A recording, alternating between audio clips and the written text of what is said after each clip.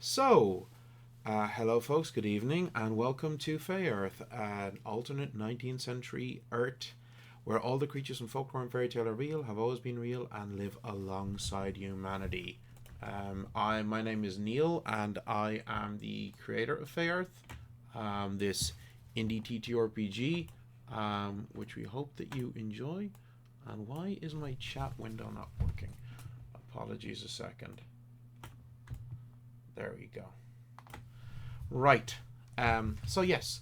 Um, we are down a few players today, and I have to make an unfortunate announcement. Safia, who had briefly been playing with us, playing the wonderful Sorcerer Feruz, has had to step away from the game.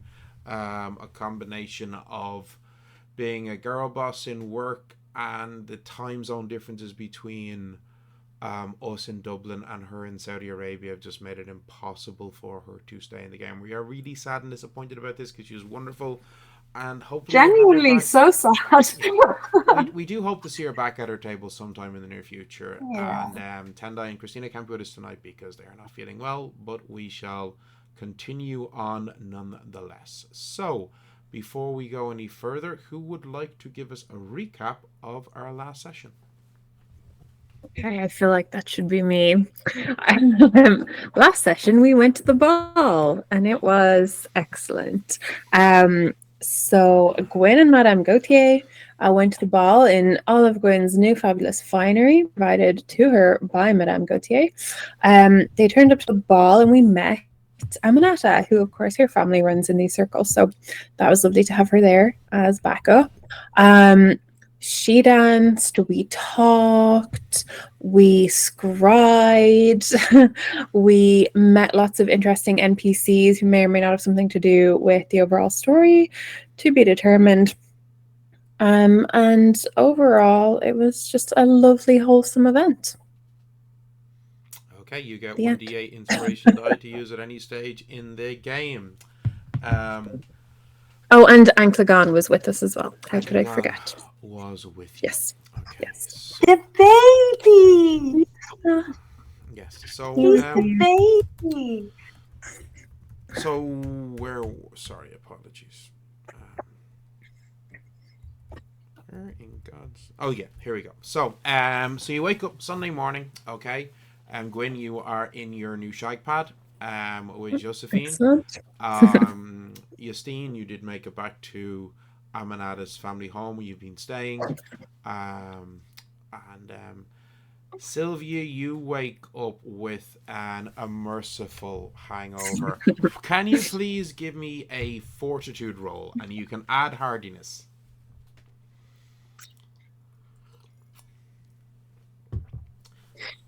Fail, fail, fail, fail. Oh, you're muted. You're mute, Susie. Sorry, I rolled a 17, so that's an 18. Let me just double check. Hardiness, yeah, so that's an 18. Okay, right. You're feeling pretty rough, but you are functional. You have a pounding headache. You're feeling kind of nauseous. Your tongue feels like a carpet, but you are able to get up out of the bed. Okay. You feel that you're that level of hungover where you're like, if I can just get some food into my stomach and keep it down, I should be okay. But I'm moving slowly. Yes, you are. Justine, you were, I'm assume, down having breakfast, as is Mina and Aminata, as Sylvia slowly makes her way into the room, looking pretty worse for wear. Mina is also not as fresh, but she didn't drink as much as Sylvia did last night. So.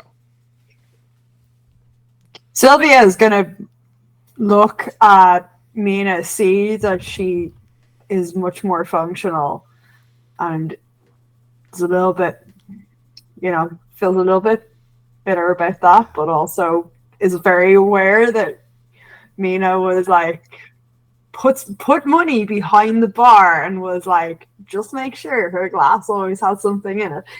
I'm gonna give Mina a bit of a look.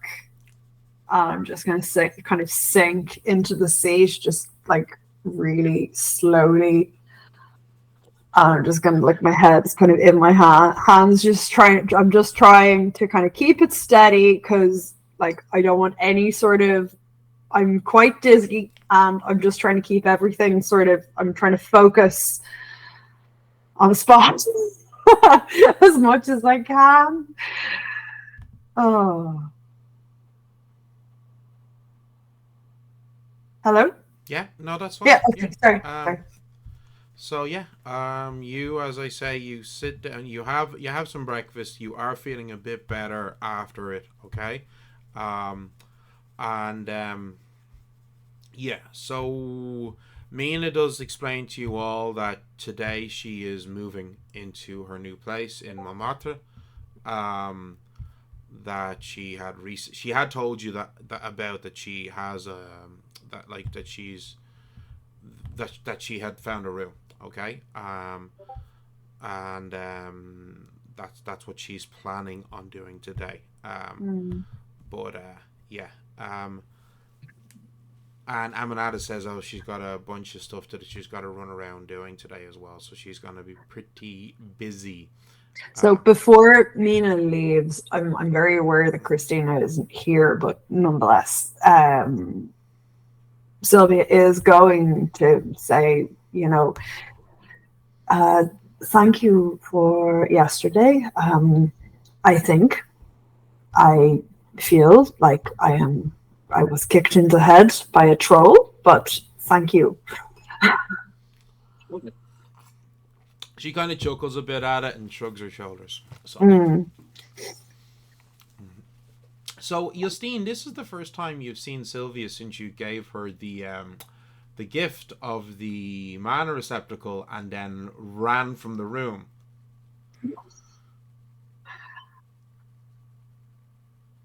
No, it's not, because then we had this awkward moment when we went to check Gwynn's new apartment. You explained it was a mana receptacle. There was that moment as well, but like this is the first time you've actually had a chance to be properly like chatting with her, like since then. What's gone through the two of your heads when you hear like Mina saying, "No, today is the day I'm moving out." Well, Sylvia's obviously really sad about it, but I kind of had my. She's sort of had her. She sort of feels very much she's said her piece on that. So, yeah. Sorry, there's loads of stuff that I want to say, but Christina isn't here. But anyway, so so let's move on. Okay. So lots of luck in your new place, and just obviously we are still going to see each other lots, and I'm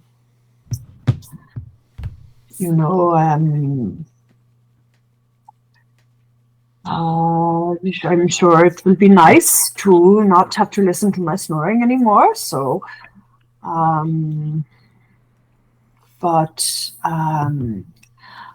Justine, I was thinking, since Gwynn and Mina have moved out. Sorry, Niels, Aminata's still there. She's gone off. Oh, she's gone. Okay. I was thinking that maybe we should do the same. Find a room, or separate rooms or something, just because we have been here for a very long time, and I personally I don't know how Aminata's parents are going to react when they come home and they see us here, and we just say, oh, hello, we are friends of your daughters. I don't know how long we could be here, and I have never met them. Would they be okay with that? I'm just not comfortable anymore with the idea, I don't want Aminata to feel that I'm not grateful for the hospitality. I feel we have stayed long enough. I know Amina's parents fairly well, and I can assure you that they won't be against, and they will welcome us and let us stay for as long as we want to. But I agree with you. It feels really strange to sit here on our own while Aminata is out on her business.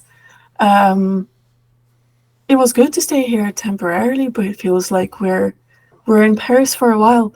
So I think it's a good idea. I agree with you, and even though I know that we're always welcome in this house, I would like my home to feel like my home, or the place where I stay to feel like, if you know what I mean. Maybe not home, even if it's a room, I would feel better if I pay for it. But And yours, so it is yeah, your space. Yeah, I feel the same way. I mean, even in the guest house, I felt, yeah, this was our space. Yeah. I'm sure No. Aminat will understand. Um, Mina says Oh, that if you want, she'll show you where she's staying, and you could maybe see if there's any other boarding houses or rooms for rent near where she is. awesome. Yes. yes, because we can't afford to stay where Gwen's apartment is. No, Maybe we can for like a night. Yeah. maybe Well. if you find yourself a sugar mama like Gwyn has, then maybe you could. The dream, Well, not everyone have those talents, you know. the dream of every millennial: find a sugar mama to Yes, please. pay for your room and board. Honestly. Yes. Okay. So you guys are going to head off with after breakfast. You head off with Mina. Okay. Um, to Montmartre. And she shows you where she's staying. All right. Like it's a good you just walk there. Okay, but it's like a good 45 minutes, maybe more of a walk. Because you're on like opposite ends of the city, if you know what I mean. Oh, Um, but this is good. Fresh air. It's yeah. gonna help me. So you get to the house where Mina is. It's a fairly simple looking house, and she knocks on the door, and you hear footsteps. And a moment later, the door is opened by this middle-aged woman. Looks to be in her mid late 30s, or sorry, mid late 40s, and dark hair and a plait that's wrapped into a bun, which is fairly simple, inexpensive clothing. And as she sees it, you all, she is, Mina, you are here. Hello, come on in, come on in. Yes, yes, my dear, please come in. This door is normally always open, except except late in the evening. So you just you don't need to be knocking in the future. All right, and she sees the two of you. It's like, oh, please, let me say hello to your friends. My name is I am Adelaide uh, uh, Deluna. This is my home. Very nice to meet you both. Bonjour. It's very nice to meet you too. My name is Justine. I'm Mina's friend. We were looking maybe to see if you have any spare rooms, or even one room with two beds. Um, Unfortunately, I am full now, but I do have a neighbor of mine a few doors down, Vivienne Demont, and I know that she recently had lodgers move out, and I think she might have one or two rooms. I'm not sure. Oh, this would be very, very good. Thank you so much. My name is Sylvia. I have I have been traveling with Mina for a while. So, but this would be great. Thank you very much. Mm-hmm. Well, excellent, excellent. So she kind of helps Mina. Like Mina hasn't got much by way of luggage, and everything's in her goblin purse anyway. But she shows up to her room and she's giving her a key. You guys can have a look around. It's a fairly nice looking house. Okay, downstairs there's a living room space with a big-ish dining room, and it's pretty nicely decorated. It's not too fancy. This woman is clearly not somebody who would have a lot of money, like a lot of wealth, but she's doing okay. She's fairly comfortable for herself, you know. Mm. This whole area, Montmartre, is has a reputation. Like it's kind of just on the outskirts of the city. It's full of dance halls and cabarets. There's lots of, tortured bohemian poets and artists living in this part of the city. Um, Lots of people enjoying absinthe and stronger narcotics, and like it has quite the reputation. Mm. But this woman seems to be fairly straightforward. Mhm. And looking around, you do see a picture. Um, it's like I can't remember what were they called again. It was the stenographs, the early like late 19th century photographs of her and a man about the same age. Like okay looking guy, just kind of standing in the very formal kind of rigid poses that people took in photos in that era. Mm. Mhm. Is it like a daguerreotype on silver? Yeah, that kind of thing. Yeah. Mm. So as you come back down, you hear the footsteps as Adelaide's coming back down and sees you looking at the photo. Says, "Oh, that was my husband Pierre." Oh, Justine is very curious, but she doesn't want to she doesn't want to be she doesn't want to pry. well, Sylvia's heard the use of past tense and has drawn her own conclusions. Yeah. Oh, I am sorry to. He died in the war. I understand. I am also a widow myself. Ah, I see. In the war? Yeah. Ah, yes. A lot of good men died in that needless conflict. This is very true. Yeah. Okay. Shall we go and look 3 doors down? So it's just 3 doors down on the left, okay? Okay. And tell her that Adelaide sent you. Oh, thank you very much, Mr. Lana. Mina, we shall see you later. Yeah. Yeah, I'm gonna settle here. I'll catch up with you also. Okay. Okay, so you guys go 3 doors down, and another house similar to this, slightly smaller, and knocking on the front door. A moment later, the door is opened by another, also human woman. Looks to be mid-50s, short grey hair and a neat bun, simple plain clothes, but very well presented, and a check shawl around her shoulders, with a red cardigan peeking out from underneath dark grey wool skirts. Kind of a stern-looking face, and little oval-shaped brass-rimmed glasses, catching her very bright blue eyes. Bonjour, good morning. Good morning. We were Adelaide Delana sent us. We were wondering if you had either a room or more than one room for us.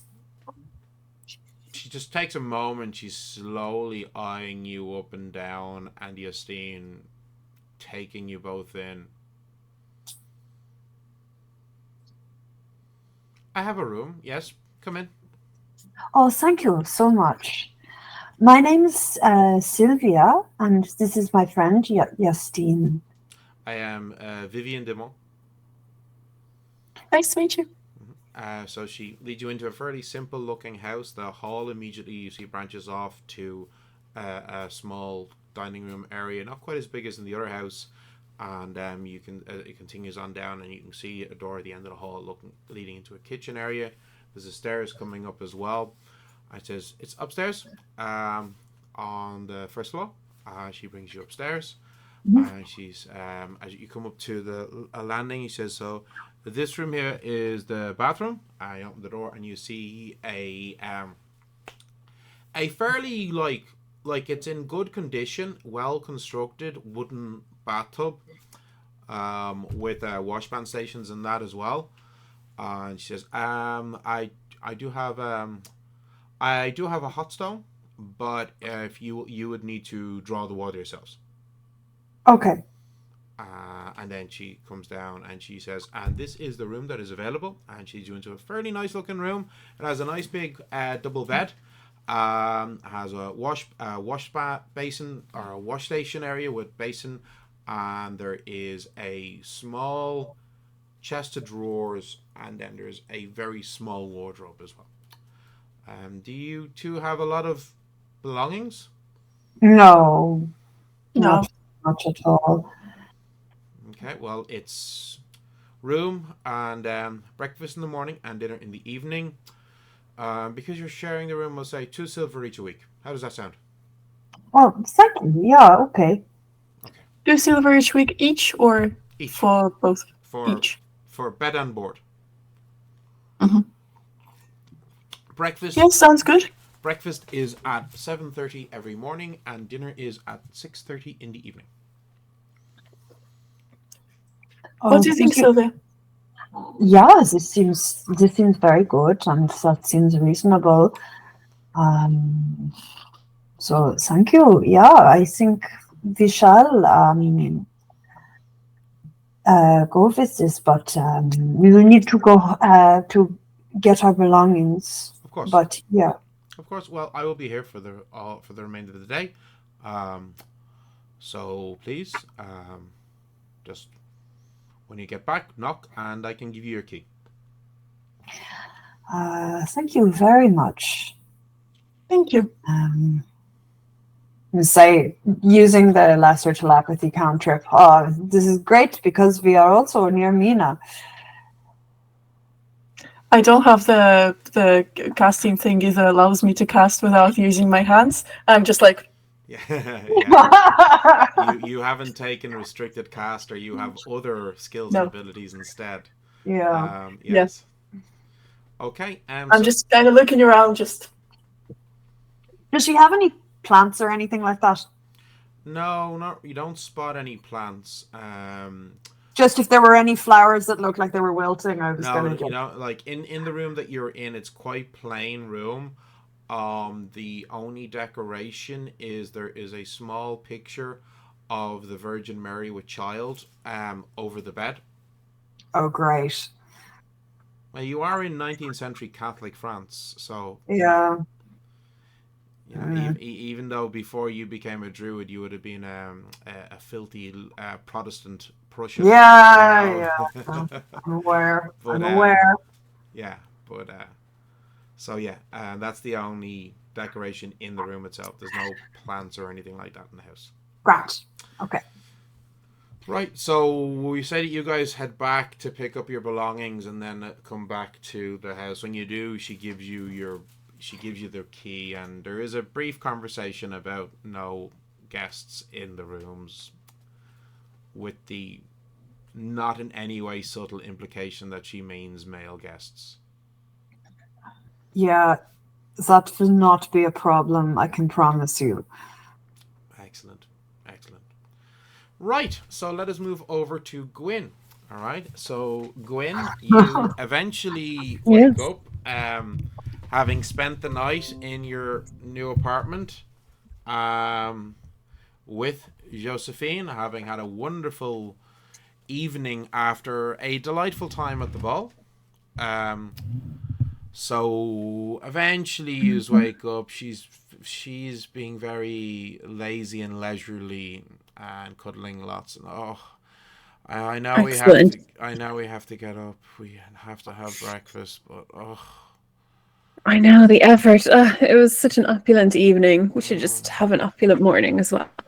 That does sound nice, but I suppose you have to work at some stage. Well, it is Sunday. I generally don't do anything on a Sunday, to be honest with you. Like maybe some minor things I need to catch up on. I don't imagine you ever not doing anything. That is true. I'm normally doing something.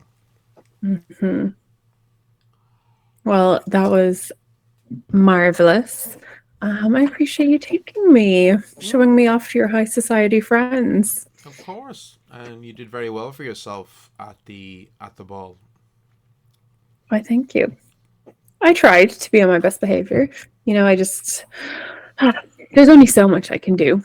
Of course. Insolent men, but I tried my best. Yes, yes, yes, yes. At least you Well, didn't. it was lovely. You didn't chuck a fireball at anybody, so I'm happy with that. No, I would never embarrass you that way. I think, hopefully. Mm-hmm. So, do you have any plans for the day? I suppose I should rendezvous with my friends and see what sort of mischief they've been up to. But that is it. How about we maybe get some breakfast first? Yes, if you have yes. time. No, definitely. And you see her making a gesture, with her hands. I've just asked the landlady to bring us up some food. Wonderful, wonderful. So I suppose we'll have breakfast, and then at some stage, Gwynn will loungily start making tracks back towards Amanata's. Okay, right. So, you get to Amanada's house, and It's empty. There's no one there, like just the household staff right there, and they tell So, you like, yeah, she's just gonna ask whoever is around, any of the household staff, to do they know where everybody is? and like, we're really sorry. Lady Amanada is out. She has errands, so she's meeting up with some important individuals. But as for your friends, I'm sorry, Mademoiselle, but we do not know where they are. Ah, all right. I will have to amuse myself. And Gwynn then remembers, because Neve just remembered, that the day before Joséphine had said that a shipment from Jotunheim was arriving for her. It is due, yeah. It is due, and it's due today, right? I can't remember if Did she she said say? exactly if it was due today, but she did say it was due soon. It was imminent. Yeah. Okay. So question for the DM, are there any other artificer shops in the area, in the vicinity? Well, you don't know. You've not actually explored the city. I've not really explored. Okay, Gwynn's going to go for a wander. She is going to see if any shops attract her attention. She might do some shopping for things like maybe potions, Now, small items of gear. It is a Sunday, so all the shops are closed. Oh, it's a Sunday. Okay, Gwen's just going to go to a coffee shop nearby Okay. and get a lovely espresso and message Sylvia to see where they are. I can't remember. Do you have Moonlit script? Bear with me. You do. I believe I do. Gwyn does, Sylvia does it. not. Yeah. There it is. I do. Yeah. Does Justine have Moonlit script? Uh-oh. Okay, Gwyn is going to send the address of the coffee shop she is at, which is going to be near Amanata's.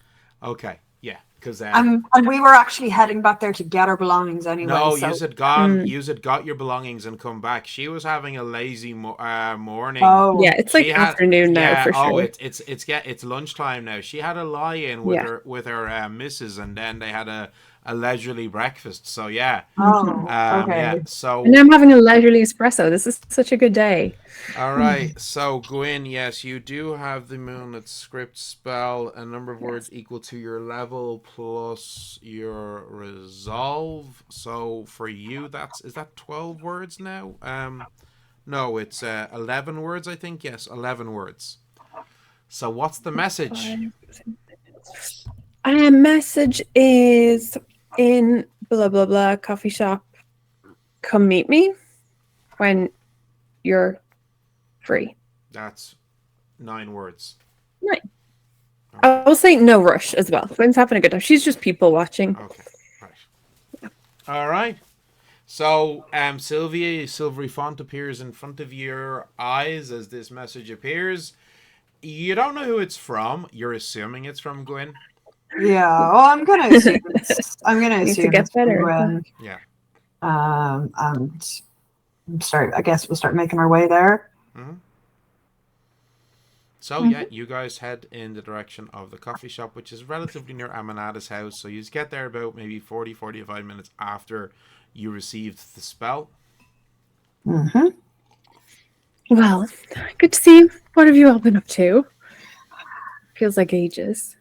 Well, Justine and I have gotten a room quite near Mina, so No, you moved out as well. God, what is in the yeah, air these days? I think I felt that it was time, you know.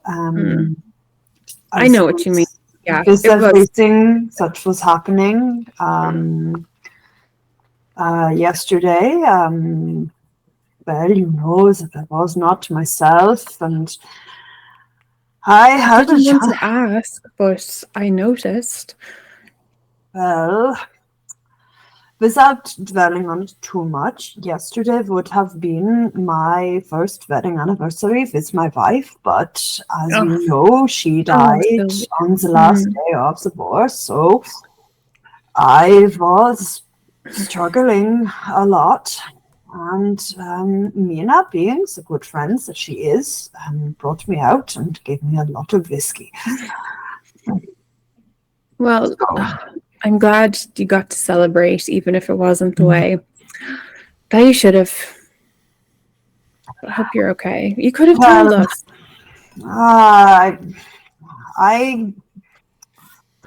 am. I don't like people to feel sorry for me. And when I was in the army, We wouldn't have felt sorry for you. We would have wanted to support you. I was always the one who needed to be looked after. Everyone always said, "Oh, Sylvia, she's too soft to be in the army. She shouldn't be here. We need to keep her safe." It's hard to imagine. Well, you know, my friends, my wife, they were all amazing and strong people. I was the weakest of all of us, and I am the one who is here. You know, it doesn't seem right or fair. So, But you're amazing and strong. yeah. You are, and I'm glad you're here. We're all glad you're here. You didn't know the others. You know, you didn't know. I would have loved to. They sound great, and I'm sure your wife was amazing as well. She was. She was supposed to. She was just a regular soldier, but they saw she had potential. They were trying to push her to go for command, you know, because she was a natural leader and very persuasive. And even though she used those powers of persuasion to ensue chaos, including an incident where she robbed a greenhouse for exotic flowers for me. I like her more and more. Yeah, they used to say, please do not use your powers for evil.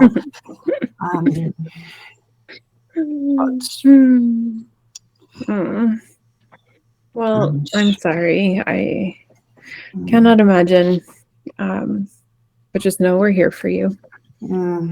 Thank you. No, I do appreciate it, but you know, I was always the one who had to be looked after and kept safe, and I wanted to be able to manage on my own, you know.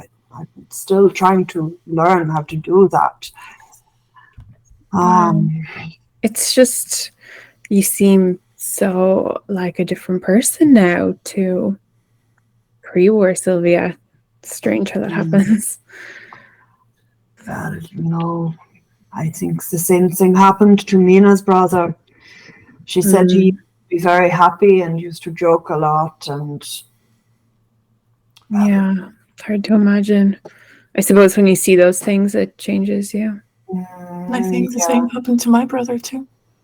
When you go through something, you know, you just sometimes to try and deal with it, you can often lose a part of yourself, you know,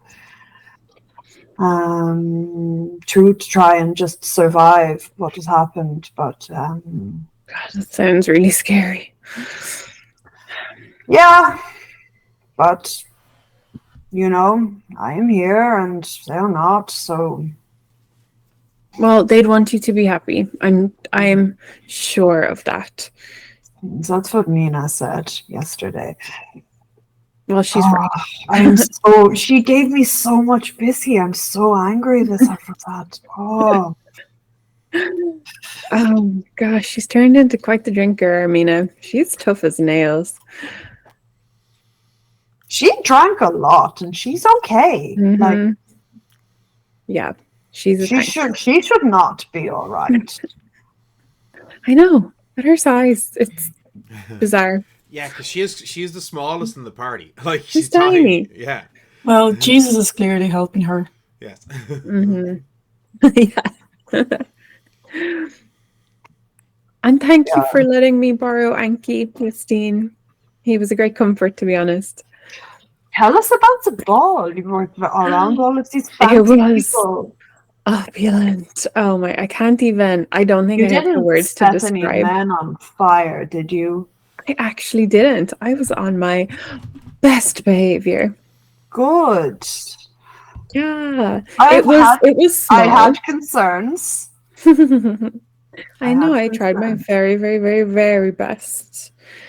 It was small. There were maybe like 40 people there. A lot of couples, a lot of older couples, but it was lovely. And Minata was there, of course, because her family, I think, would have run in those circles as well. So it was lovely to have her as well. So yes, she was able to work her way around the room, no problem. And she is a fantastic dancer, may I just add. Oh, we saw her dance in Cherville. But this was different. This was proper dancing. This was formal dancing. But I will say there was a gentleman there who nearly matched her. I have never seen anything like it. They were like fairies dancing. It was something He was human though, yeah? I suppose so. I guess so. I really didn't interact with him personally, but there were interesting characters there. He looked human. Like he didn't. He like you got a good enough look at him that if he was fey touched, you would have known. Okay. Cool. I suppose I'll regale, the different people we met, the Baron, the young girl, and I will tell the ladies about Joséphine's Jotunheim consignment as well. Now she didn't seem, she wasn't happy that the host spilled the tea on that. However, she wasn't necessarily hiding it from me either, but I did say we would be available to assist her if she needed. Well, it makes sense that she would want to keep it secret. I mean, being able to get such a thing from Jotunheim, they're not eager to trade with the humans. So if word had gotten out that she was able to do this, then many other traders would start trying to get in. They might try to get her to use her contacts. It would be very annoying. And okay. So I do understand. Justine? I do understand it as well, that she has her business for sure and she doesn't have to tell us everything. We're, after all, only contractors, you would think. But also then there is Gwynn, and I wasn't there, but Anki was, and I was looking through his eyes the entire time. So I saw how she reacted, and it just doesn't sit right with me. I can't quite pinpoint what is wrong, because there's nothing wrong, technically, if you look at it. But at the same time, she's giving Gwynn expensive gifts and spending a lot of time with her. No shade on you, my dear. Enjoy your life. Honestly, so jealous. But at the same time, she seemed quite annoyed that it got brought up, which is, again, understandable. And I would have understood it more if, for example, I was there, or Sylvia, or Mina. But she's trying to be close with Gwynn, and I had an impression that they were close. I think she in is, ways. In some ways, but also possibly keeping Gwynn at arm's length in other ways, No. Yeah, I mean, look, I grew up in a city, and I like to think I'm street smart enough. And, there are different types of relationships, and this is, just one. And she doesn't have to tell me everything. I don't tell her everything. And especially business. She really doesn't tell me much of that at all. Well, I am a little wary after the incident with the men, but as it is, we have no reason to believe anything but, to give her the benefit of the doubt. So for now, I would say nothing, but it will be another thing to file away and remember if other things come up, This whole situation just doesn't sit right with me. And again, I can't quite understand why. I might be just suspicious and it might be just me being paranoid, but I have a bit of a weird feeling about it. But sure.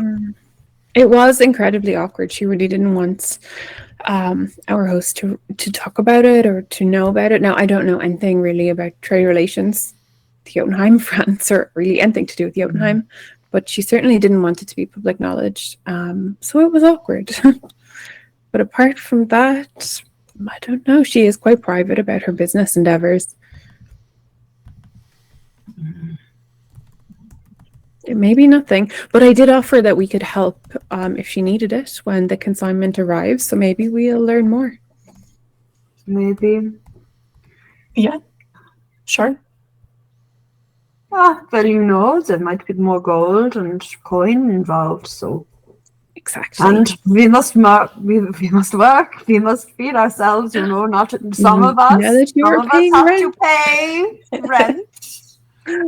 So Can't imagine what that like. No, most of us. I'm getting used to this. Not all of us are kept. So Oh, Sylvia, don't say that.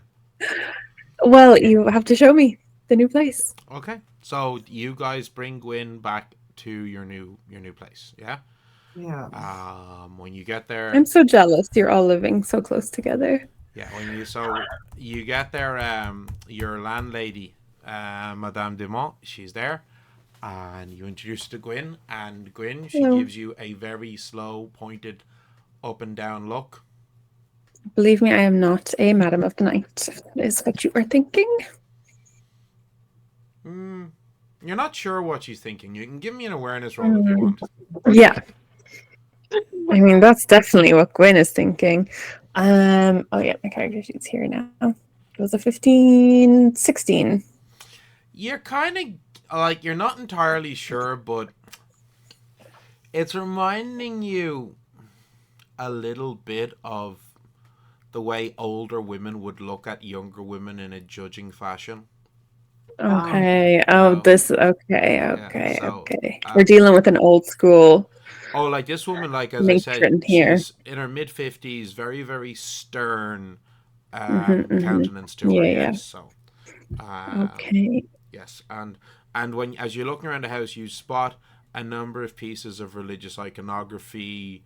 There's one or two statues of saints. There's one or two religious paintings, and then when the girls bring you up to the room, you see the small little painting of the Virgin and Child over the bed. So you're getting the impression this is a very devout Catholic woman.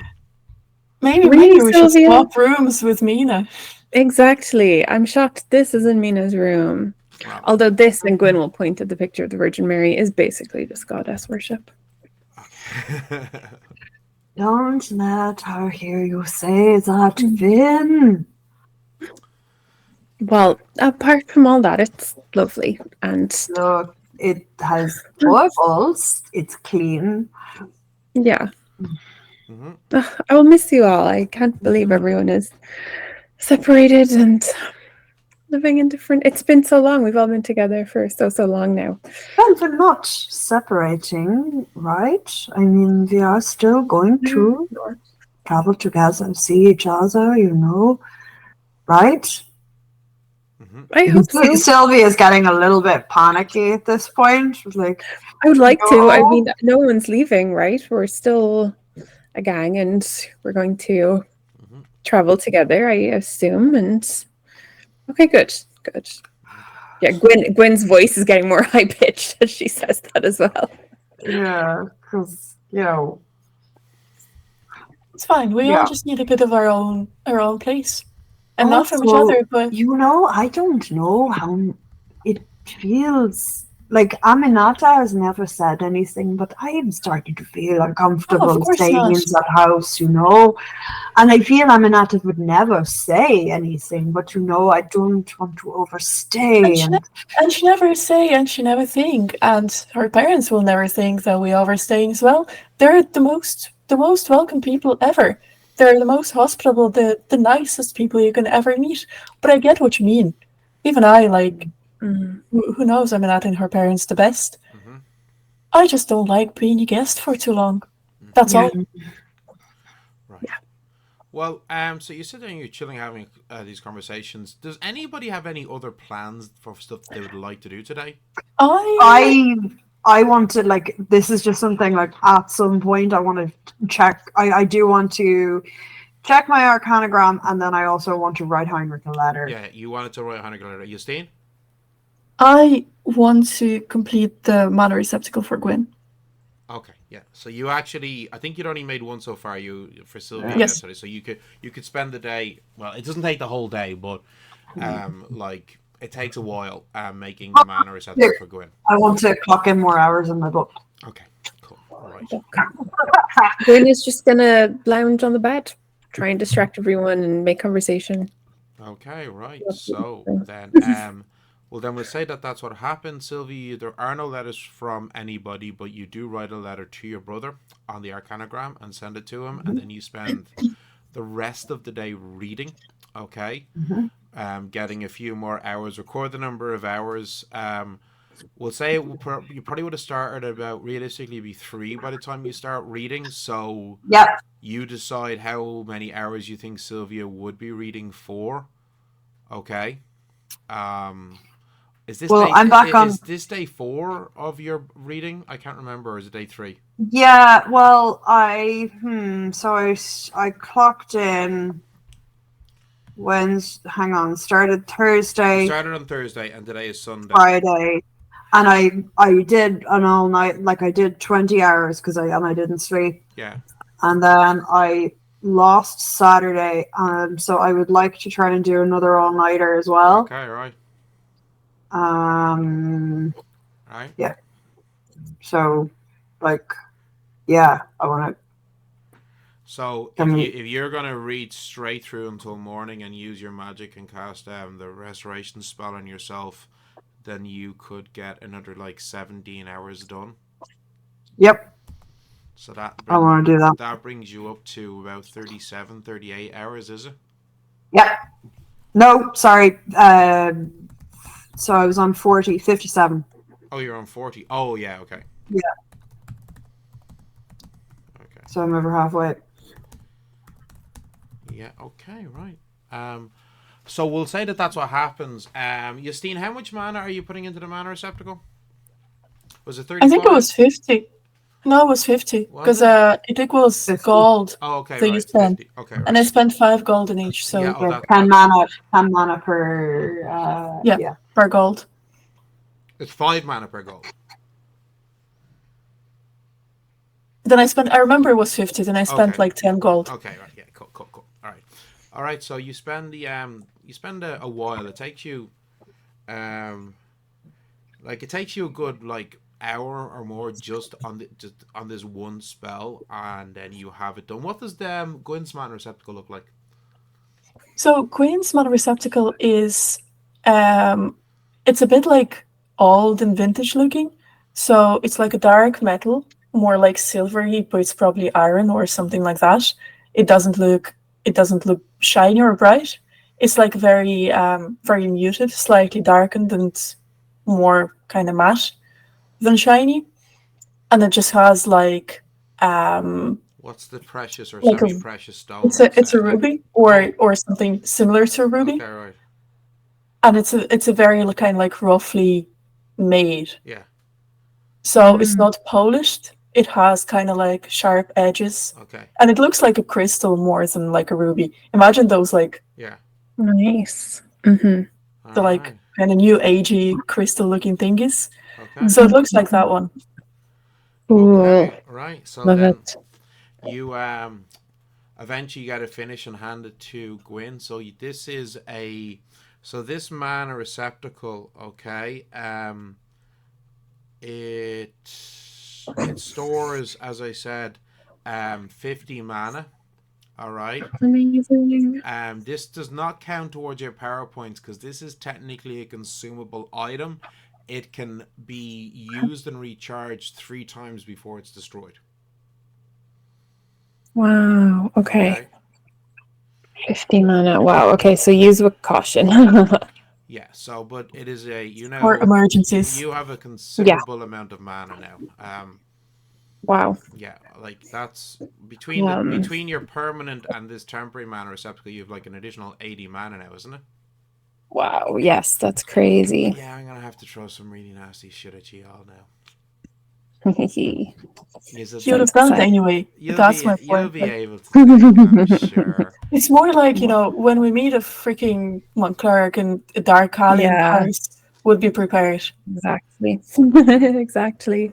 Yeah, Gwyn, do you tell the rest of the party that Monclerc is still in Paris?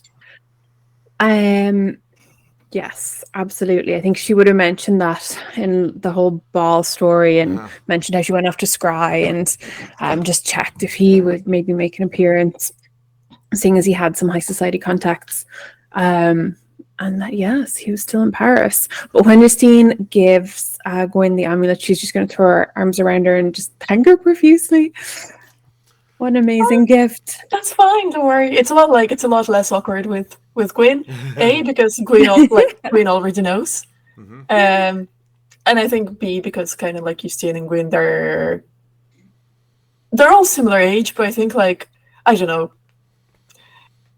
Justine is a bit less intimidated by Gwyn. You're actually closer in age to Sylvia, I'm just going to say. Yeah, I think so. But I think I'm in the middle. Basically what you're saying is that Sylvia is a lot scarier than Gwyn. Yes. Yes, that's what we're saying. Oh my god, Sylvia is the biggest softie. Not scarier, it's just Justine doesn't know how to deal with the whole everything that PTSD. Yes. Yeah. Okay, so you have a pretty nice even day very productive day between your reading of the Tomb of the Sage, Sylvia, and Justine, you making this mana receptacle for Gwyn. Okay. And towards the end of the evening, Gwyn, you get a message from Joséphine saying to you that asking if you could come to her shop tomorrow morning to discuss some business. Okay. Gwyn will promptly reply and say yes, absolutely. We'll be there. Yeah. Okay. Oh, she says you and your friends, like not just you. Okay, perfect. Okay, and so with the party settling into their new homes and still very, very busy, even though it's a day of rest, and it looks like a new job from your frequent employer lined up, this is a perfect place to pause in our story. So, folks, we'll be back in just 5 minutes or less. Don't go anywhere. And we're going to see what happens next. Fey Earth is a tabletop role-playing game set in an alternate 19th century Earth, where all the creatures from folklore and fairy tale are real, have always been real, and live openly alongside humanity. It is a game based heavily on folklore, in which the Fae and magical beings depicted are as they were described in the original stories from whence they came. This means, when you play Fey Earth, you will find yourself coming across many creatures whose names are very familiar, but whose appearance, personalities, and powers are very different from what you might be used to. It is a world, however, in which the Fae have developed alongside humanity, and while in many ways they are similar in how they appeared in fairy tales, in other ways they are also advanced in a similar fashion to humans. This means that as well as finding fairies and dryads living in nature, you will also find centaur cavalry and dwarven riflemen. The world of Fey Earth is one in which most people try to avoid the Fae, treating them with a healthy respect at a distance. But you will still find people who wish to adventure, exploring abandoned Fey mounds, hoping to find treasure and lost magic. There are two playable lineages in Fey Earth, a mundane human and the Fey Touched. These are humans who have Fey in their ancestry and who carry some of this magical blood in them, which grants them minor magical abilities as well as physical differences to other humans. There are also 7 playable professions in this game. As you explore the world of Fey Earth, you will find parts of it that are familiar to our historical 19th century, but other areas that are original. These include Fey nations such as Jotunheim in the north above Norway, Sweden and Finland, and which can be found the dark-skinned northern dwarfs, as well as the ice giants and trolls. Jotunheim trades with human nations, exchanging their lumber, dwarven steelworks and other products for food and goods that are not so easily obtained in the frozen north. As well as the Fey nations in Europe, within human civilizations you will find Magitech, the merging of machines with the arcane, both to help drive this new industrial age as well as the everyday lives of ordinary individuals. The artificers of human towns and cities spend their days making magically powered devices for both the capitalists running factories and the housewives and labourers of society, although they will also make items for adventurers who have enough coin. Fey Earth uses a simple D20 system, similar to other popular D20 tabletop role-playing games. It has a very simple set of mechanics with 8 ability scores. Your score in an ability is your modifier to your dice roll, as well as other modifiers for having relevant skills and talents. This creates a very simple set of mechanics using flat modifiers that is easy and quickly learned. Fey Earth classes. The Druids, who learn magic through their connection with nature, are especially skilled in dealing with the Fae and also specialize in a specific element for which they have a great affinity. When they are performing magics using that particular element, they are even more powerful. The Mystics. These religious spellcasters gain their connection with magic either through praying to their gods or through their connection with ancestral spirits. The Mystics also have access to a wide range of magic, though many become gifted healers. Mystics often take a sacred vow, through which they try to better guide their own actions. These vows grant them additional boons and spells. The Fighter is a profession which seems simple on the surface, but is one which provides a great degree of customization. Fighters specialize in combat feats. These are special maneuvers they train in, which they can use in combat to tailor their actions, allowing them to cause greater injuries or deflect attacks against themselves or their allies. A fighter's chosen weapon develops as they do, its power increasing as the character advances. The Gunslinger. In this late 19th century world, guns have become a very important aspect of combat. Gunslingers are highly trained fighters who specialize in the use of firearms. Gunslingers learn additional skills, allowing them to perform a wide range of special maneuvers in combat, making them master ranged fighters. The Sorcerer. Sorcerers are the academics of the magical world. While druids and mystics will train with their religious orders, most sorcerers learn magic by studying it in universities or by becoming an apprentice. Sorcerers view magic like a mathematical science. They often learn new spells through experimentation or research, though this may lead to magical mishaps with temporary or sometimes permanent effects. The Rogues are a mixed profession. Skilled in subterfuge and stealth, but also able to handle themselves in a fight. Unlike other professions, when playing a rogue, you can choose at a higher level to take a specific archetype. This enhanced training gives the rogue additional skills, talents, and feats. Alternatively, there is a Shadowcaster archetype, which gives the rogue access to spells from the spheres of twilight and chaos. The Witch. While a magical profession, unlike other spellcasters, witches draw their magic from physical objects, using plants, herbs, household materials, and even animal parts in casting their spells. Witches are also able to make amulets they can use to aid themselves or their allies. The amulets have a variety of functions, though most provide various forms of protection or defense. As the witch grows in power, so too do the amulets they create. We hope to have sparked your interest, and we look forward to welcoming you to this world of folklore, fairy tale, and magic. Welcome to Fey Earth.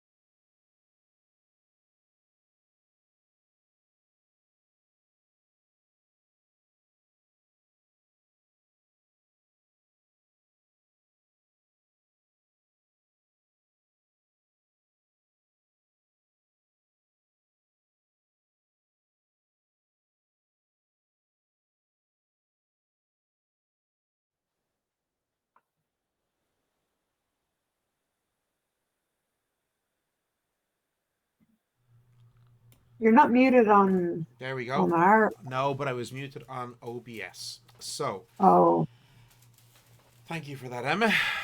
Hello, folks, and welcome to Fae Earth, an indie TTRPG set in an alternate 19th century Earth where all the creatures from folklore and fairy tale are real, have always been real, and living alongside humanity.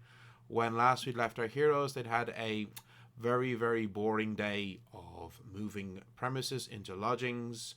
Justine doing some very important work, giving Gwynn a mana receptacle which you can use 3 times before it is destroyed, and Sylvia spending some more time reading her enchanted Tome of the Sage, which if she reads within a 7-day period, she will permanently have her resolve increased by 1. Gwynn also got a message from her lover slash employer, Joséphine Gautier, famed artificer extraordinaire, telling her that she wanted the party to come to her shop the next day because she had some work for them.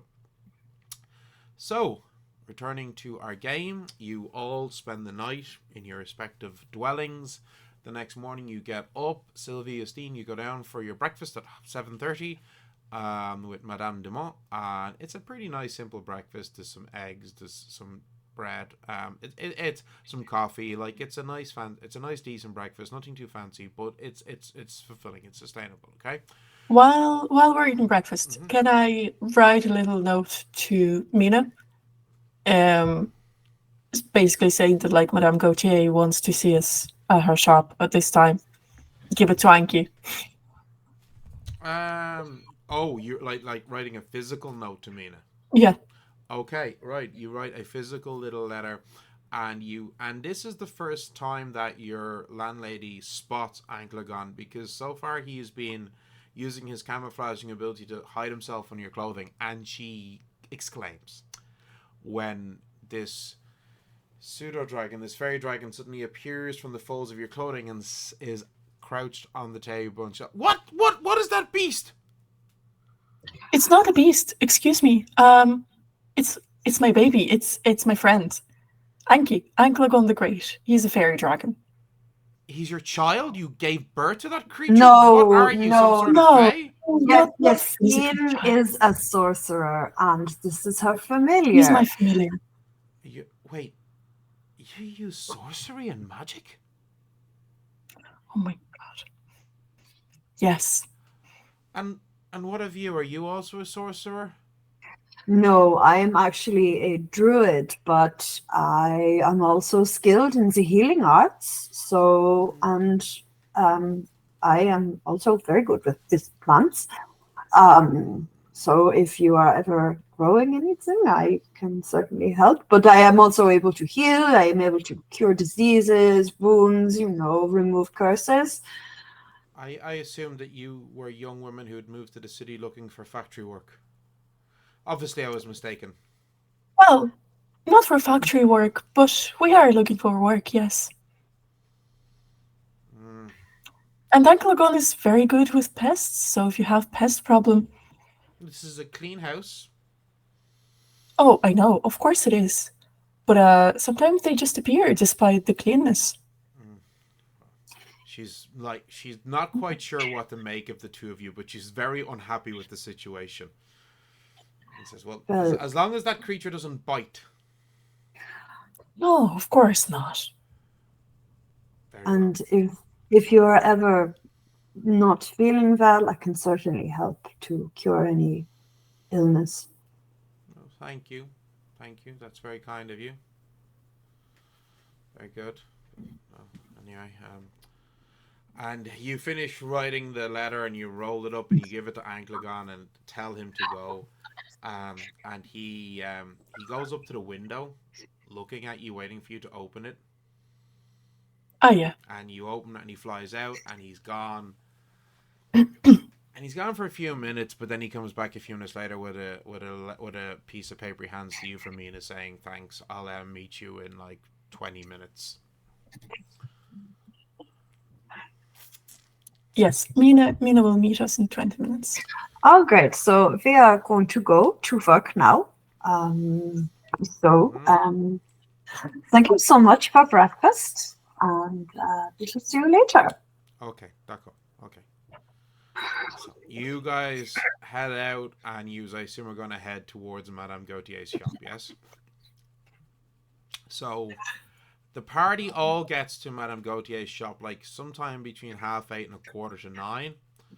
All right, her shop doesn't open until 9. Gwynn is there, Aminad is there, Mina is there, everybody's there. Okay, and so he's just chilling, and at actually at 10 to 9, you see her, and she sees you show up, and so she says, "Ah, you're early, quick, come on in, excellent, excellent, excellent." So you just come, she says, "Would anybody like some tea?" All right. Okay, well we'll just go with the yes, please. So she leads you into a backspace, which you haven't been into before, and it's like, like this looks to be some sort of a multi-purpose room. There's a table there, but like you can see there's a small space to make like things like teas and simple snacks and the likes. It's not quite a kitchen, but there's also like, it looks like that they might also do some simple work here as well, for the shop. And in a few minutes she has tea made and pours out for you all. Says, "So, I would like your help with something. I do not know if Gwynn told you, but I have a shipment coming from Jotunheim. It is an extremely valuable shipment of Fey iron. This is, I don't know how much you know of Fey iron, but it's a exceptionally rare alloy that only the Fey can make. They closely guard. Sometimes humans are able to trade them for it, but it's not something that they openly trade much. I've been able to get it because I am trading them some of my piston engines that I have designed, arcanely powered engines that they will be, I assume, using in some sort of factory or industry work of their own. Yes, so, but nonetheless, this is an extremely valuable shipment that is worth probably more than everything in my shop to the right buyer. So, it is arriving this evening. It's arriving tonight. I got a message last night telling me that the ship is a little bit early. It caught some favorable winds, and so will be arriving into the city tonight. Unfortunately, I will not be able to be there at the docks to receive it. I really wish that I could, but I am unable to. I'm having dinner with Chief Inspector Albert Barreau and talking to him about some incidents that happened in a warehouse a few nights ago, in which a warehouse was set on fire, and I'm just making sure everything is okay in those regards. And that there are no suspects. I understand that you understand why this is important, yes? Yeah. Yes. Yes. Yes. We do indeed. Well, we would be more than honored to help with this very important shipment, yes. I think, and Gwynn will just check with the group. It sounds really significant, right? Yes. Historic, even. Well, the trade world. What I can make with Fey iron, what makes Fey iron so valuable for someone like me is that it takes enchantment so much more easily than the mundane materials that we use. Even materials of a high purity like precious metals like gold and silver, Fey iron can take enchantments much more easily, and stronger enchantments. And Justine, this is stuff that you know. You would have learned about the theory of Fey iron in university. So this is also, if you're like, this is not a secret. This is like well known. So naturally, I'm excited to experiment with it and see what I can make with it. Who knows? Well, it sounds like maybe, I mean, if word got out that this was arriving, many other parties could be quite interested in procuring this. Which is why... Many... Well, this is why I was so annoyed when that fool Quatamosh said so at the ball. Even though he didn't explicitly say it was Fey, and the fact that he said that it was a shipment coming from a Fey nation, Like Mhm. that alone is all anybody needs to hear. There's not. I mean, I do have one rival in the city, another artificer, but just in general, criminal gangs, if they heard of it, they might want to steal it and sell it on the black market as well. You understand? Mhm. So Yes, yes, of course. that's why I was so. That's why I was so displeased when he started talking at the ball. Oh, well, Gwyn, now is your chance. If you were upset about not getting to set that man on fire, you can certainly No, work out your no, frustration no. now. He may be a fool, but he's a useful fool, and he is actually he's very good when it comes to trade. Mhm. So no, but nonetheless, No, exactly. So, if we run into trouble, who better? yes.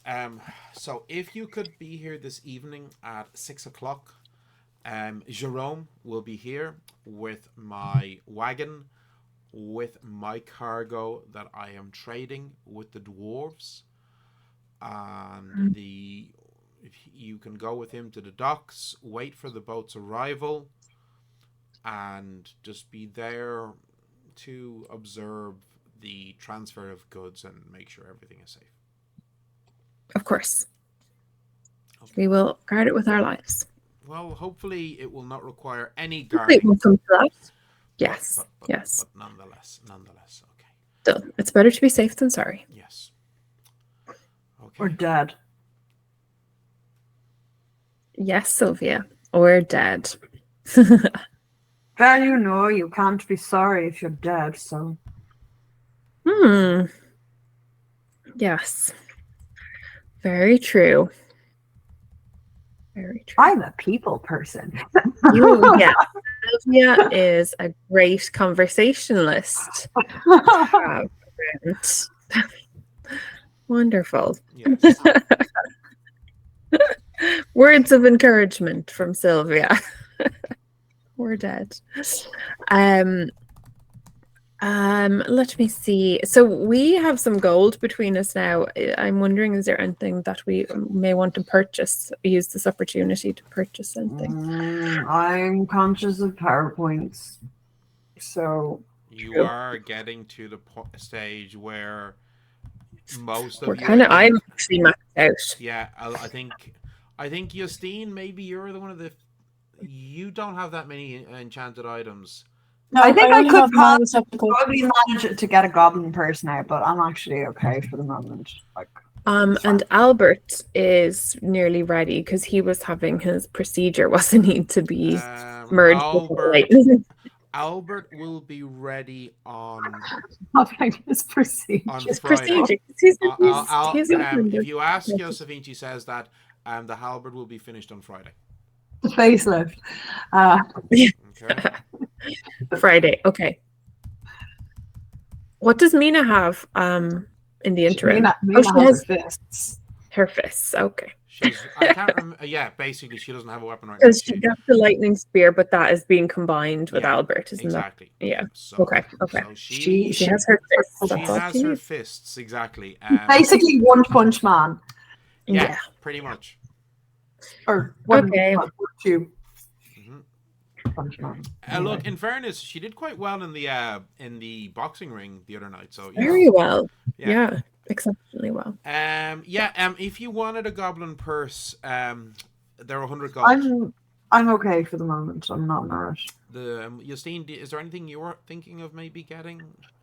Well, I spent some gold on the mana receptacles for the gang. Sorry to interrupt. You could just spend some gold now on general arcane research supplies, because remember, you do spend supplies, so it might not be a bad idea just to get, like, I don't know, I do that. 5-10 gold worth of, because it's 1 gold per spell level worth of supplies that you need in your research. I'll spend 10 gold or so. So just record that in your character sheet, 10 gold worth of arcane supplies. Okay, that's so next level. You'll be because you're pretty much tapped out, I think, at this stage when it comes to those materials. Yeah. Okay, cool. Yeah, it's just one of the few things that you as a sorcerer need to keep track of that the others don't need to keep track of. But you have your sexy arcane enhancements that they don't get. So, it's I've tried to create a balanced system. So yes. Right. Okay, so that's basically it. She's explained that to you all. Be back at 6 o'clock this evening.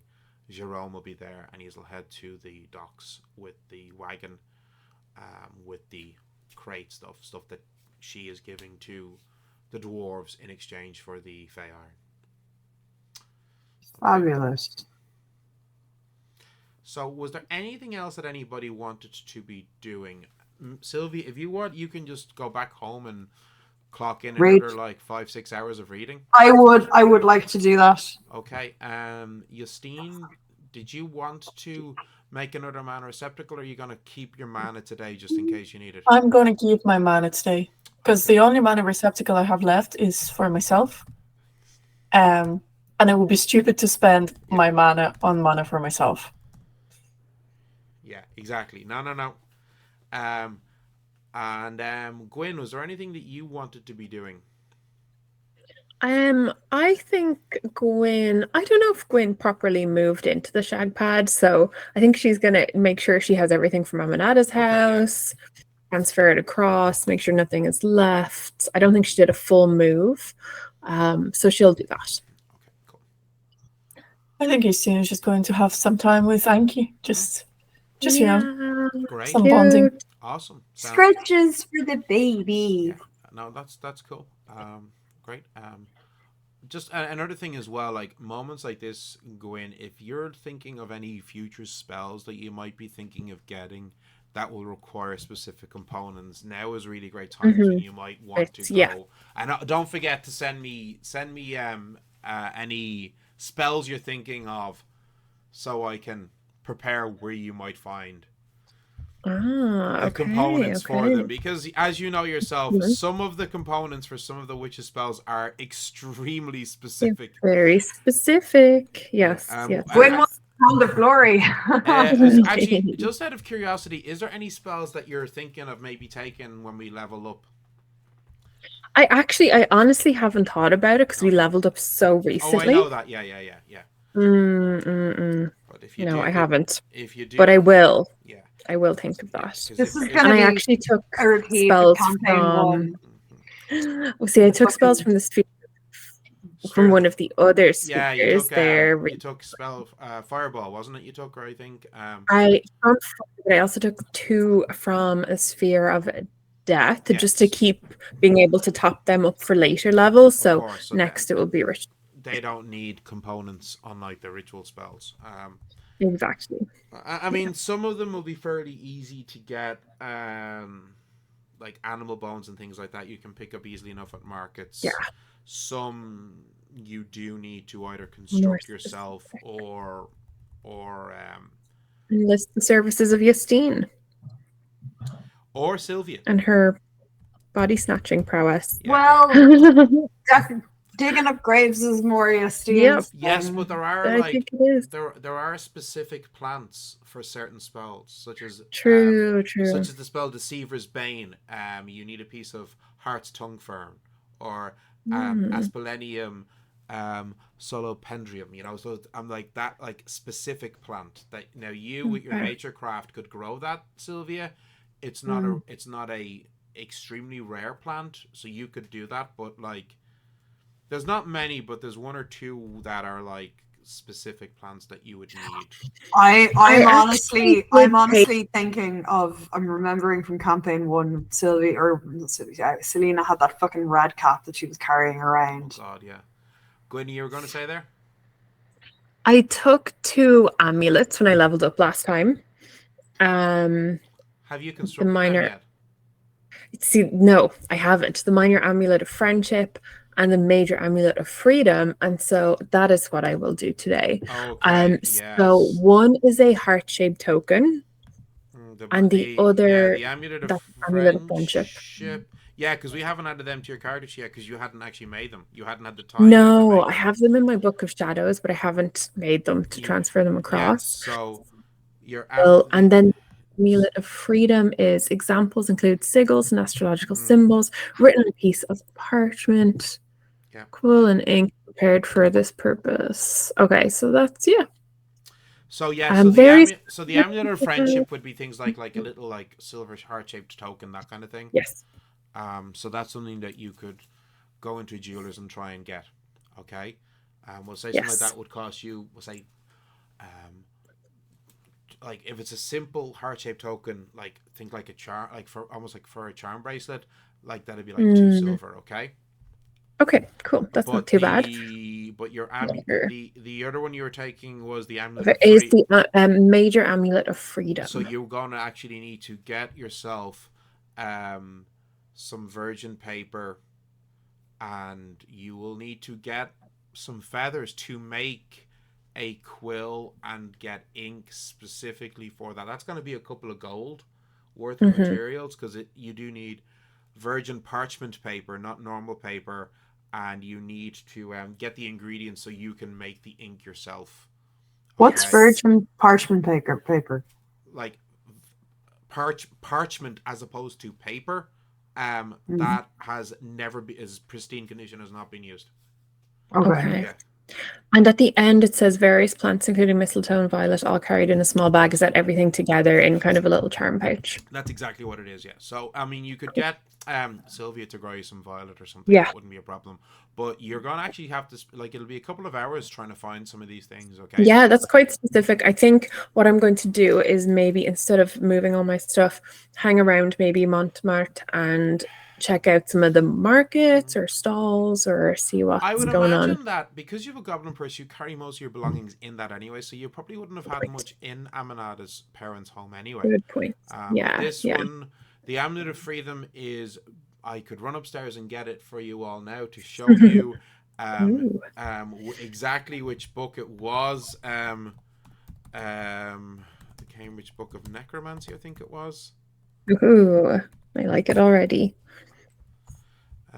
I think that was the book. The Cambridge Book of Magic was the specific a Tudor necromancer's manual. That is the specific amulet that we were discussing, which came from that translation of this specific book, written sometime between 1852 and 1858, and lists a list of various different spells and charms and invocations to tell the future, harm other people, and various different things. Called a necromancer's manual because the word necromancer actually, before it was appropriated in modern pop culture, a necromancer was somebody who specifically worked with the spirits and souls of the dead in their magical practice. That's what the word actually meant. So this necromancer's manual, which this amulet comes from, was a list of ceremonial magical spells and practices that were evoking the spirits of the deceased as well as angels. So yes. Nice. So what a baddie. A very specific bit of folklore for everybody there. But that is what Fey Earth is about. That is the big way in which it is different to other TTRPGs. That is why the witch class is so good, because there's like literal heritage there. It is. I can literally give you the example of, that is from this charm in this museum. That is from this academic paper I read on this folk magic used in this part of Europe in the 18th century level of detail. Okay. So all right, so you actually guys, you got a busy day ahead of you. Okay, well, maybe not Justine. Justine has a busy day of belly rubs and scritches. Very important. They're important things that have to be done. Absolutely, they are. Absolutely. They are. Belly rubs and scritches for our fairy dragons is important. And so Gwynn, you're gonna basically be going shopping. You will be spending the day shopping, and you will be preparing these. I'll say you get one. You'll get all the materials for both, but you're only gonna have the time to make one amulet today. So, are you going to make your amulet of freedom? I'm going to go with the Amulet of Freedom because Okay. the Amulet of Friendship gives me extra persuasion, which is good. But the Amulet of Freedom at 3rd level, if grappled, I can Yes, escape a you can. grapple. You so 6th level, and yeah, so there's just more so benefits there. yes. At 3rd level, if grappled as an action, you can escape the grapple without any ability checks. So you don't need to do any fortitude rolls or anything. You just spend your major action escaping the grapple. And at 6th level, this is very cool. And this also comes from a specific spell. This amulet is based off 2 or 3 different spells from that book, the Cambridge Book of Magic and Necromancer's Manual. And this was a different spell from the same book, in which you can blow over a sealed, closed envelope or a wax sealed letter, similarly secured items, unsealing them so you can read them without them appearing to be disturbed. So cool. Yeah, that's the one. That's the one she's making today. And at 9th level, if you are physically restrained, such as with manacles, as an action you can cause the restraint to just fall away from you a number of times per day equal to your resolve. So yeah, quite a cool. I mean, very useful. Don't get me wrong. The Amulet of Friendship, would you would have +2 to persuasion, as well as the Silver Tongue and Calming Influence feats. Huge as well. Yeah, so very useful, just in a different way. So yeah. But I think today, seeing as we know we're going to be going into this situation, she is going to make the Amulet of Freedom. Cool. No, prioritize absolutely. that. Yeah. Okay, so you can add that to your character sheet now as one of your amulets that you now have, Major Amulet of Freedom. Lovely. So that is parchment, and I suppose maybe I'll enlist Justine's help to do the astronomical sigils and things like that. You would know this from your know. training Okay. as a witch. You would be familiar with astronomical and astrological sigils. Like some of what you would have trained in as a witch. It's witchcraft. It's a mixture of, I mean, you know this yourself, Neve. It's a mixture of folk magic and hermetic magic.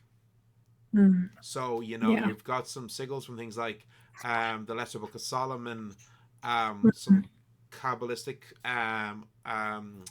ritual practice as well, astrological symbology, as well as the folk magic practices as well. So you would definitely, you would know how to do all this. The only help that you might need is getting Sylvia to grow you some violets to add into your little charm bag. Okay, excellent. I will ask Sylvia very nicely when she returns at some stage. All right, and then so that's it. You add that to your character sheet, okay? So eventually the party all meets back up outside Madame Gautier's shop. She's just closing up at 6, and you see Jerome is there. He's not in the enchanted carriage that you used to in. He's in a simple wagon with it's like with a canvas covering over it, and a fairly sturdy looking draft horse type animal. As well as he sees you also. So we are doing the exchange base. So these are the goods that Joséphine is swapping. Yeah, that's it. So he's got two large crates. Each crate is nearly a meter square that he has in the carriage. Sorry, in the wagon. You guys all clamber in the front and in the back, and you head your way towards the docks. So as you come on, I was like, Jerome turns to us like, so how are we all doing, my friends? Sorry, we are in the mundane transportation tonight. I know we all love. I know. From shadows to shadows. It's okay. Well, look, the carriage is wonderful. I love it, but it's not really suitable when you're carrying big, bulky items such as them. He says, gesturing behind his shoulder to the crates. Oh, absolutely. So these are the goods being traded. Wait, it's some piston engine type thingies that Madame had created. She's done a few of these for some factories in the area, so it's like her own design. And so she's giving these to the dwarves, and they're giving us some nice things instead. Sounds fair. Sounds like a fair trade to me. Oh no, it's a good trade, yeah. To be honest with you, it's a sign of how damn good she is, because let's be honest, not many Fae wanting to deal with anybody from France after this godforsaken war we just had. Well, a bunch of human men decided they wanted more wealth and power, so, decided to send a bunch of people to die needlessly, and now we are here. Well, that is I'm what it is. surprised they trust us at all. But I'm very excited to see some dwarves. I would have seen some, off in the distance at home, of course. I come from a port city, but I know so little about them, except what I've read in books and heard. Yeah, and most of the dwarves that you have seen in the past are the Arcadian dwarves, not the Jotunheim dwarves. So the Arcadian dwarves, think more like your Rumpelstiltskin classic Western European Germanic dwarf.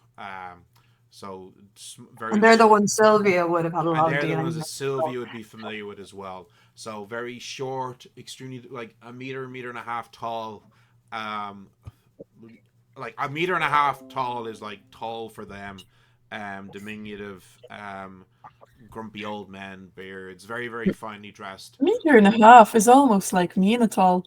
Yeah, like that would be like the tallest of them, like they would be a giant at that point. Most of them are like a little over a meter. Very extremely gifted in magic, and quite famously avarice. They love their gems, they love their golds. Whereas the dwarves of Jotunheim, they're taller, they're stronger, they're bulkier. They would be like a meter, like 150, 155, much stronger, like physically stronger, sturdier, with jet black, coal black skin, but rich auburn hair. So skin as black as pitch and tar.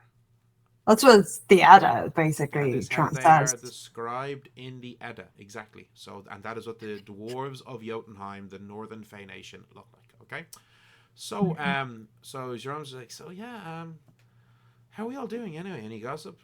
Anything interesting happening? Mina tried to kill me a couple of days ago. Really? What did you do to her? She gave me a lot of whiskey. That doesn't count as killing. That's just having fun.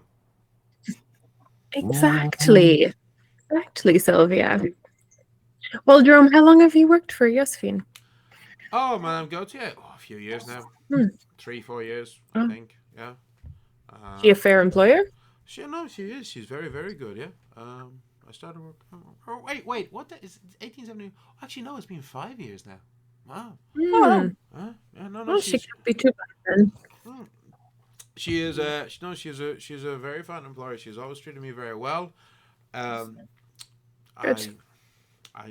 I've always made a point of making myself useful.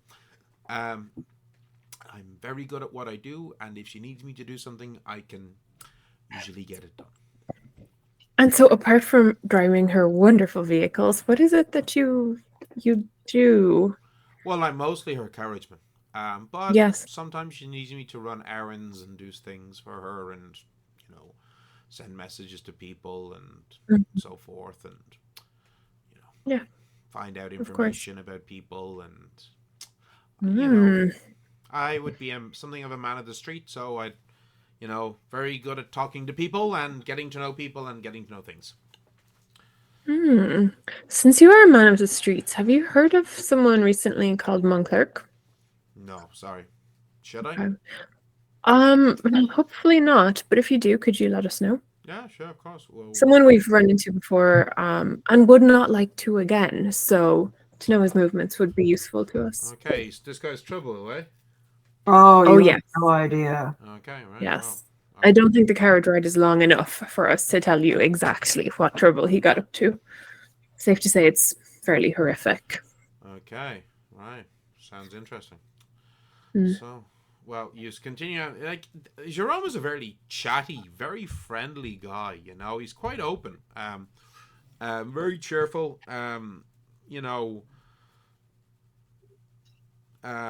Looking to like learn about you all, but just in terms of like just general conversation, he's not especially nosy or anything. So,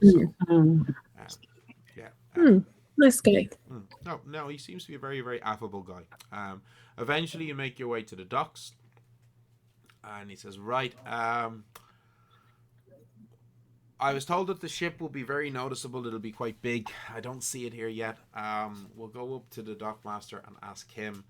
If you would just wait here one moment, I'll go up. And he like leads the wagon off to a side so they're not blocking the road. And he goes off and he goes to talk to somebody very official looking. And there's a back and forth for a few minutes. The guy has a book, ledger type thing, and he's like, okay, right. And okay, so it looks like it's not going to be here for another couple of hours. But it'll probably be maybe 8:30, 9 o'clock before it gets here. But apparently they sent a message via Arcanagram that they are on the way, but it'll be approximately 9 before they get here. So some of us need to stay at the wagon. Okay, I can do that. We can take turns. Okay. Maybe in pairs. Okay. Just in case. So Gwynn, you and Mina take the first watch as Jerome says, right, let's go to the pub. And he leads you in the direction of a pub that's right beside the docks. Nice. Yeah. How does Sylvia feel when she walks in and smells the alcohol? Oh, Sylvia's like an update. No, this is it's been like It's the 2 next days. day. she's Yeah. fine. Yeah. She's fine. Yeah. She's been a day. She's Yeah, all right. yeah, so it's cool. I am Ready to gonna go like. again. I might like have a glance over my book and just I can get a little bit more time on it. Yeah, cool. So basically, you spend the next couple of hours drinking, and Jerome does take a turn at watch at the wagon as well. Everybody gets a chance to chill. Justine was not going to drink. She's just going to drink water and just chat Jerome up about like his family and like just trying to keep him talking so that he doesn't drink as much. Well, you try, but he is still knocking him back. But he seems to be well able to handle it. Yeah, Sylvia is not drinking. Yeah, She's like a little this, bit like he's very short, by the way. He's like about the same height as Mina. He's very, very short. And you do know that he's fey touched. Yeah. So like he has these like What really distinguishing feature does he he has have? the really, really round, like I think almost anime blue eyes and slightly pointed ears. So you're not quite sure, like. A goblin-blooded fey touched would be of a similar build and height, but they tend to have golden eyes. So you're not quite sure what his fey lineage is. But he is clearly fey touched. Okay. Yeah. So Cool. And despite his short stature, he can clearly hold his drink. Cool. I think Gwynn is just gonna like sip on an old fashioned. Just in case, not get too drunk. Yeah. All right. Cool. Sylvia will say again another 2 hours of reading in. Okay. Hey. All right, and then eventually, at about 10 to 9, you say, okay, we should probably head back to the docks. And you head back to the docks, and you're standing around waiting for about another 15, 20 minutes when you see this. You finally see this massive ship coming slowly up the Seine towards the docks, and this ship is huge. I don't know anything about ships, so I'm not going to pretend that I do, other than to say this is a massive ship with 3 masts, huge sails. It's like you're looking at it like, how is it making its way down the river without like hitting a sandbank or something? This thing is huge. Wow. Okay, like it's like easily well over 15 meters across, wide, and looks like it's over like 45, 50 meters long. It's a massive, and a big deep bellied vessel. Okay, it's the biggest cargo ship you've ever seen in your life. Justine is probably completely in awe because she's merchant's daughter and her family owns a couple of ships. Yeah, I guess. Yeah. So she's just trying to understand what's going on there, and she probably comes to the conclusion that there is some sort of a magitech involved or some sort of like Don't know. magic. Maybe. And Gwynn, you coming from a port city as well, you're like, I've never seen a ship this size. The biggest. Okay, that was my next question. Yeah, no, I've never seen a ship this Okay. size. And as the ship's getting closer, you do see a mixture of figures on the deck. Some appear to be human, some fey touch, and then there is some of the coal black pitch Exciting. dwarves as well. Can I just do a quick sweep with my eyeballs in the vicinity and just see, is there anyone hanging around, any dodgy characters? Give me an awareness roll. Ooh, which dice? This one. Oh my god, that was a 1. Gwynn sees nothing. Okay, He's just right. looking at the dwarves. Okay. Can we try to Can do I the take same? this? Can I take this opportunity to cast Restorative Spark on people? You most certainly can. Now, my next question: Mina's there. Is Aminata there? Oh, everybody's there. Okay. So time. Okay. So the ship eventually pulls into dock, and the runway plank comes out, and a very well-dressed dwarven captain comes out. Jerome goes up to him. They shake hands. He gestures towards the wagon, which he says he's going to get, and he then goes back to you. Goes, right, we're going to bring it back a bit closer to the boat, and he gets up, leaves the horse to bring the wagon closer to actually the section of the dock where the boat is, and you see a much wider, thicker gangplank being laid out across the side of the boat. So, gangplanks are normally half a meter wide for people to walk out onto. This one is like a meter and a half, and it looks like it's about maybe 10-15 centimeters thick. You're like, what the hell is this? And then you see a big door effectively opening up from the middle of the deck, up from what's obviously a cargo section below, and a massive hand reaches up, and coming up out of the cargo hull of the deck, you see a enormous figure, over 3.5 meters tall, white-haired, hideous face, tusks of... It's a troll.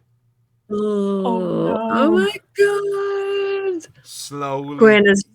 Yeah, and everybody is stopping. There's not many people on the deck at this time because it's so late at night, and you're now understanding why the boat, it is nighttime. Came at night. Why the boat arrived so late into the city. Because he's a night troll. Yes. Is it tame? Is it safe? Do you say this? Sentient? Do you say this? Yeah. So many questions. When Mina's there, he's I miss Albert. No, I wish we We all do. Sylvia takes a step back, but she's kind of hoping nobody has noticed. She's kind of freaking out. I think everybody notices, in fairness, Sylvia. So you see the troll reaches, and it's carrying this crate. Okay, this is a massive, it's a meter wide crate that it would take 3-4 men to carry, and the troll is effortlessly carrying it as it walks down the gangplank, its own purpose-built gangplank, onto the dock, and the dwarf is talking to it in a language that none of you recognize, okay, because none of you speak dwarvish, or troll, and he's gesturing, and Jerome goes back to the wagon, and he pulls at the awning to clear it away, and the troll comes up to you all thunderous step this. As I say, he's over 3.5 meters tall, huge creature, terrifying creature. Sylvia, give me a resolve roll. Oh no, I was afraid of this. Yeah, I mean, the last time you saw creatures like this was in the war, and they never got this close. Okay, so am I able to use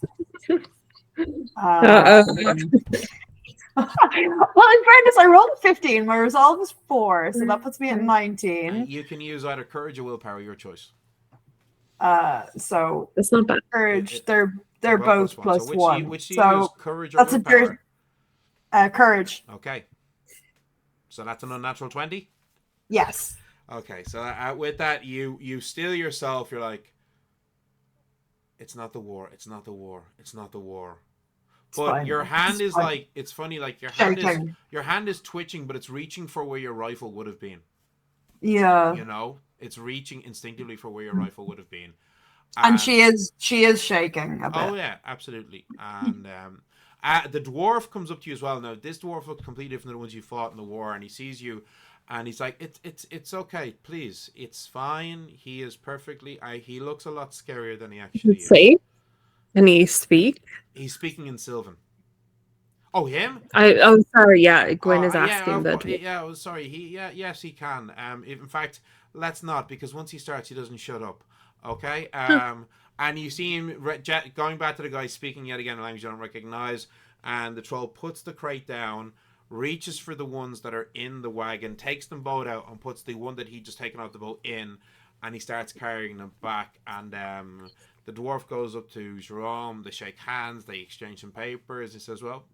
And in Sylvan, you obviously all understand, like, thank you for an excellent trade. Tell Madame Gautier that we look forward to doing future business with her. And we're sorry we could not meet her this evening. Thank you so much. And they head back towards the boat. The troll carrying the 2 crates of arcane piston engines back onto the boat. And and they are already beginning to set their sails. This was an extremely fast turnaround. These guys are not sticking around. They're already turning the boat to sail back out. Wow. Good. My aunt will never believe this. I can't believe we saw a real troll and dwarfs from Jotunheim. This is And the amazing. ship, have you seen the ship? It's phenomenal. I've never seen anything My like dad it. would have gone mad over this ship. Okay, I've never been that close to a troll. Oh, Sylvia, and all of us are alive, so this is good. Let's go back to the carriage, shall we? Yes. So we should probably head. Yeah. So you're all jump onto the carriage. Jerome's like, well, that was pretty quick and easily and seamless. So let us start making our way back. And amazing. Okay, so he clicks the horse, and you start trotting down towards along the docks, and you get about 500-600 meters. When all of a sudden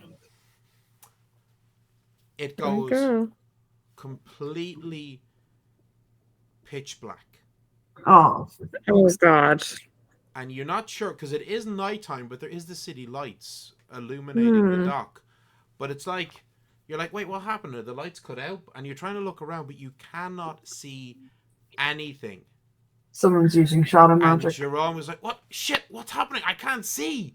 Mina, can you see? And she's like, no, I can't. What's going on here? I should be. And what? I was like, Gwynn immediately casts just little fireballs in her hand. Does that help? You go to cast the fireballs, and as the spell is released, they immediately puff out and they completely extinguish. What is this witchery? And I don't like this at all. So where is everybody? Who's at the front of the wagon? Who's in the back of the wagon? I hadn't really thought about it. I like to imagine Gwynn is either at the front talking to Jerome, or she's at the back, kind of very, very close to the cargo, like almost with her hand on it to make sure it's still there. Well, which is it? Sylvia's in the back, anyways. I would say she's going to be at the back. She knows how much this cargo means to Joséphine, so I think she's at the back and like literally resting an arm on it to make sure it doesn't just vanish or something. So you're resting your arm as you feel the crate lift up off of the wagon into the air. No. And as you grab at it to try and pull it back, it's as if a troll is pulling it away again with this immense strength that you haven't got a hope. I'm not even going to let you roll for this, because even in that 20 wouldn't count. Okay, the difference here in modifiers is so massive. As the crate is pulled away out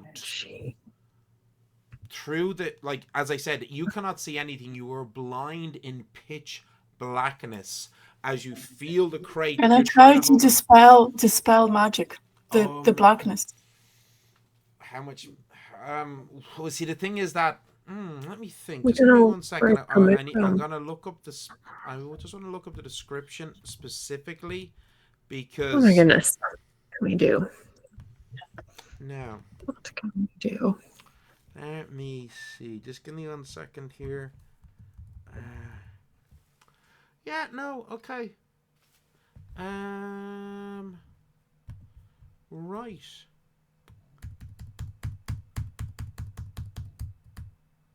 Sorry, apologies. I would like to cast a circle of warding if possible as well after. Yeah, okay. How much mana are you spending, Justine? So if it's 2 mana per level of spell, let's suggest it's the 5th level spell. So 10 mana spent should be sufficient enough, right? Yeah. I think Yeah, 20 is for 5th level, isn't it? 20 is for 5th level. Yeah. It's... Yeah, I'll spend 20. Okay, right. But that for me, that's going to be 14.